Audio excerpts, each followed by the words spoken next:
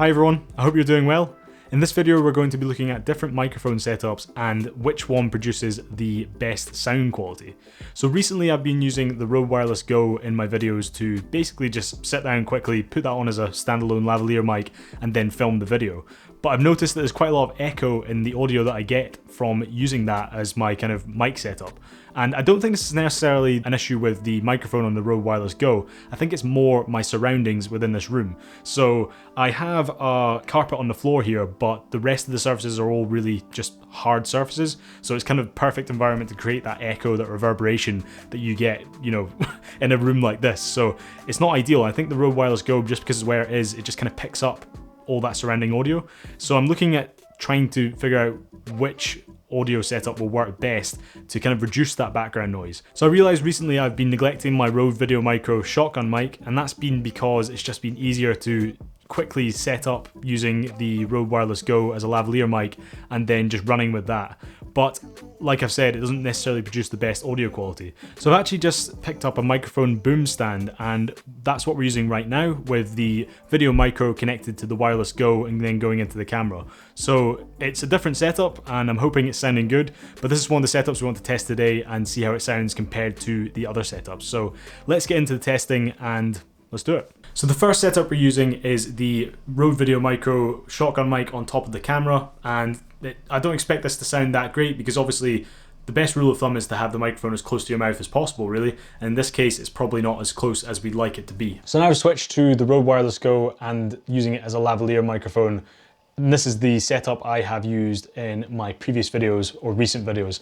And I think that you can probably hear some more echo, and I don't think the sound quality is as good as I'd like it to be when using this setup here. So moving on to the boom mic setup that we used in the intro of this video and are using right now. The main benefits of this are that obviously the microphone is actually out of shot, it doesn't have to be on you, it doesn't have to be in your hand, and it's actually still really close to your mouth and in kind of a natural position as well. So it should produce natural sounding audio, and it should also allow us to reduce that background noise a bit. So finally, this is the interview style method, and this is obviously the Wireless Go, just the transmitter put onto a little mini tripod, and it's right up against my mouth.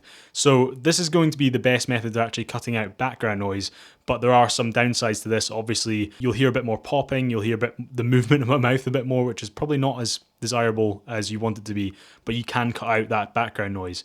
You don't get those kind of things with the boomed mic. But that's why this is used in interview situations when you've got a lot of background noise, because you can lower the levels, cut out that background noise, but still get a lot of clarity in the vocals of whoever is speaking at the time. So I'll now quickly switch between these setups so you can decide which one you think sounds best. So this is with the Rode videomicro shotgun mic mounted on top of the camera. This is now using the Rode Wireless Go as a lavalier microphone. This is the videomicro connected to the Wireless Go and boomed on a microphone boom stand connected to the camera, and about 6 to 7 inches away from my mouth. This is handheld interview style with the Rode Wireless Go right in front of my mouth. So bear in mind, for these shots I've tried to set my levels to the correct level so that we're not peaking at all, but we're getting the right amount of volume to be able to cut out the background noise in editing, basically. So if you want similar results, make sure that you're actually setting your sound levels to the correct levels so that you are getting the range of audio that you want. So let me know what your opinion is down below. I'd be interested to see which one you think sounded best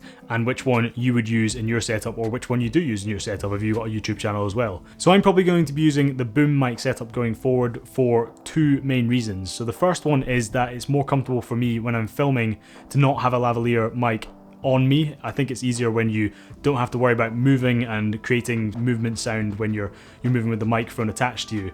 And also I think the sound quality from this, from my initial impressions from when I was actually setting the levels and things, it just does sound a lot cleaner and a lot more full as well, because I think this mic is probably a little bit better than the one in the Wireless Go, even though the one in the Wireless Go is good. And the main thing about the Wireless Go is it's really versatile. So as you saw in those setups, you know, you can use it as an interview style setup, you can use it to boom your microphone, and you can also use it as a lavalier if you want to do that. So depending on your situation, you might decide to apply one of those different techniques to get the best audio in that situation. So I just wanted to quickly show you how I've set this boom stand up here. So we have the the boom stand set up, and I've got the Rode Wireless Go.